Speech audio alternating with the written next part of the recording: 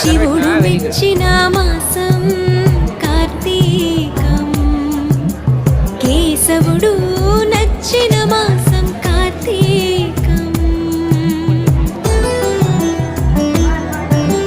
శివుడు మెచ్చిన మాసం కార్తీకం, కేశవుడు నచ్చిన మాసం కార్తీకం.